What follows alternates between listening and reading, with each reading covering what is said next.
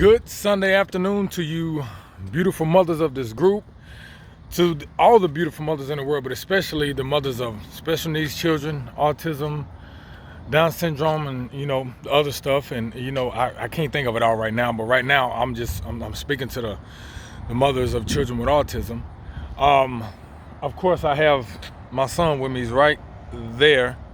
He's fascinated with this building right here, so I try to bring him to it.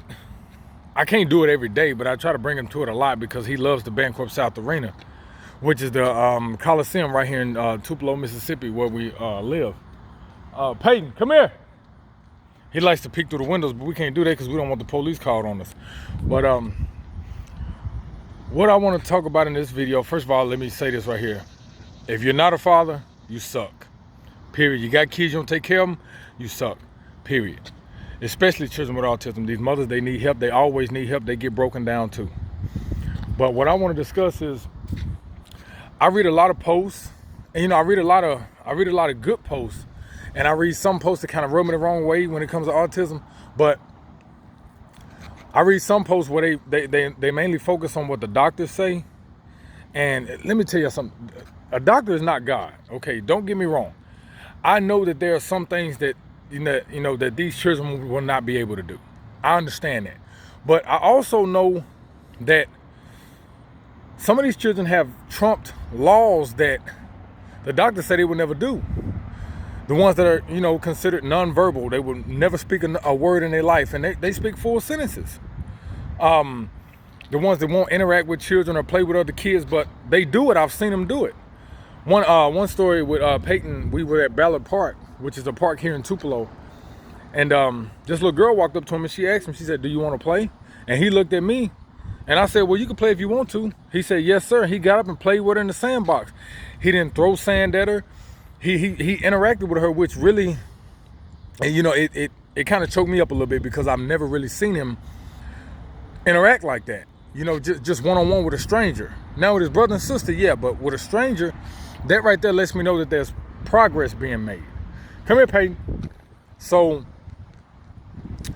and like I said, I've seen these children come out of their elements and perform at levels that they were never expected to do.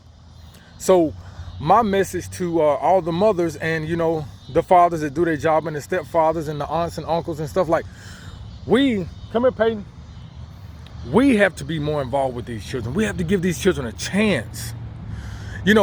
Okay, they go to the grocery store. Okay, sometimes it's embarrassing. Sometimes when they have fits, because we all know that, autistic children can outlast us. If he wants to pitch a fit right now, there's really nothing I can do to stop him but to restrain him. That's it. But if he can go longer than I can.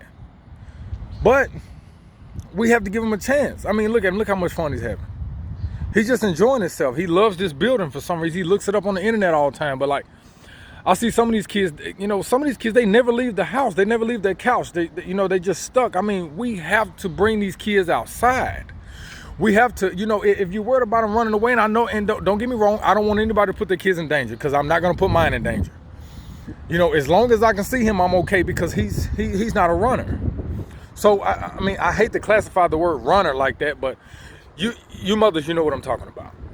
So he's not really classified as a runner, so I don't have to watch him like a hawk. The thing with him is, he likes to tinker with stuff. So I have to be real careful about sharp objects, things that I really, really, really like, because if I take too much attention to something, he'll try to destroy it. He will. But like, some of these kids, they never get the chance to go outside and be free.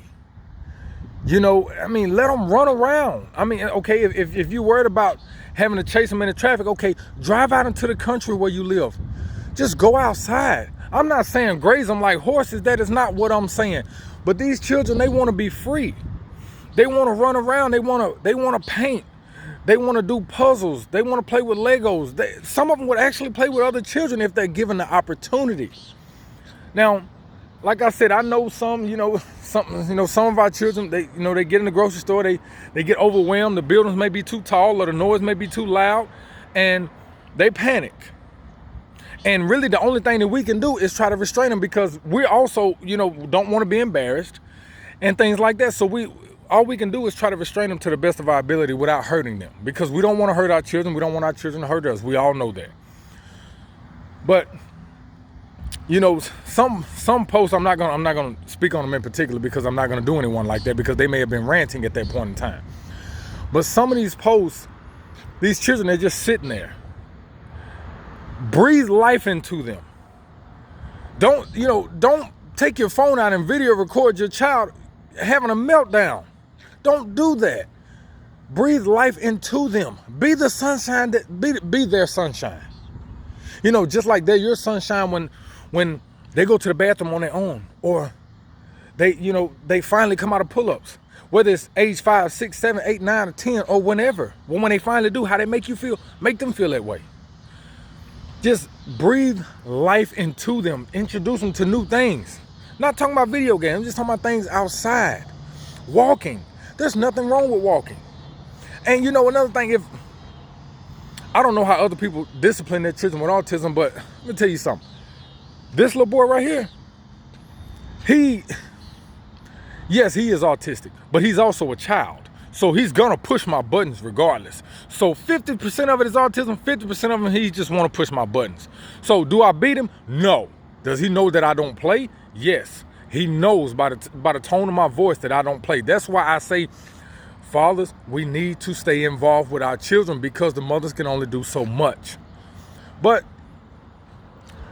I want these children to have the best chance possible. And I'm not talking about finances.